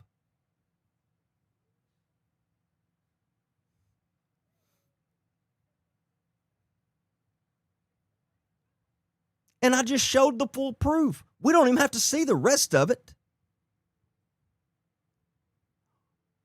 What we have shown is more than enough. We know he did this stuff. Never once did he deny it.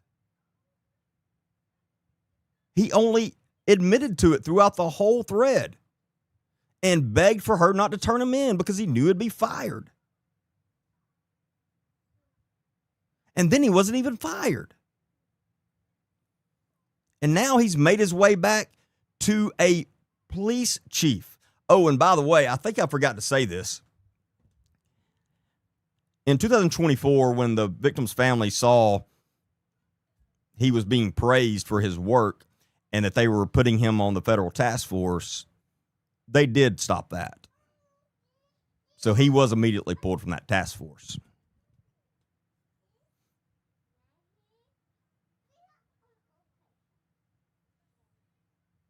So somehow we have enough that they'll pull him from a task force immediately when this is brought up, but they're still going to let him be their police chief.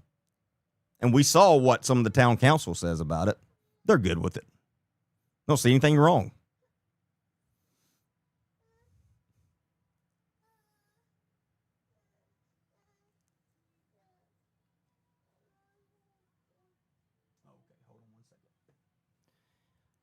All right, I hate to cut it a little short tonight, but on daddy duty, we gotta get in bed. But there's a lot more to come here. I'm going to try to have the podcast out tomorrow sometime, but I can't promise. But it's a lot more to come. But I'm telling you, this is not one word.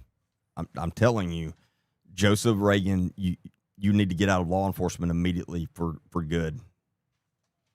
You're not going to run from this one. Because we're not going to stop till every single person possible knows who you are and what you've done.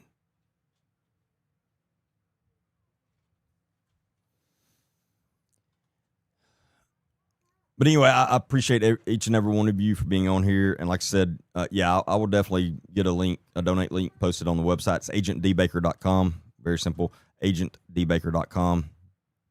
So I'll get that posted sometime tomorrow, and then I'll probably make a post about it, letting y'all know. But just sometime tomorrow evening, check agentdbaker.com, and I'll have that up.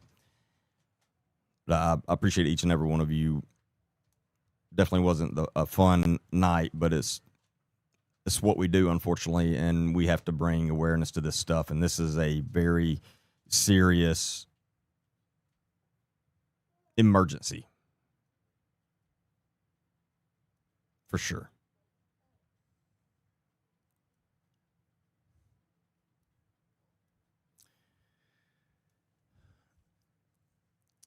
Remember, Wednesday night, YouTube only, so make sure you subscribe to my YouTube channel, Agent D. Baker. If you're not yet, make sure you subscribe to that so you can catch the Wednesday night lives. Wednesday night lives are only on YouTube, but Wednesday will be a very deep and good one. We're going to go more into this and some other things. Try not to be as serious throughout the whole thing, but again, we can't lose our main focus of what we do. So, but I appreciate each and every one of you, and I hope y'all have a great rest of your Monday night and a good Tuesday tomorrow. And I'll get that up, and we'll go from there. The lives are Mondays and Wednesday nights are at 8 p.m. Central, and Friday nights at 9 p.m. Central. Mondays and Fridays are on all platforms. Wednesday nights are only on YouTube. So go to my YouTube channel, subscribe, Agent D Baker, or you can go to the website agentdbaker.com and hit the YouTube link there. Subscribe to the channel, hit the notification so you'll be notified every time I post a podcast or live. Also, my full podcast, I do a full podcast, and you can only find the full podcast on YouTube, Spotify, and Apple Podcast. So make sure you go check those out too. Welcome to Truth Recon. I'm Agent D Baker, former narcotics detective, SWAT team member, and U.S. Navy combat veteran. With years of real-world experience in high-stakes environments, I've seen firsthand the dangers that lurk both in our communities and now increasingly online. Before this show begins, understand this. What you are about to hear may be disturbing to some audiences. This podcast contains explicit language, dark themes, and real conversations that are not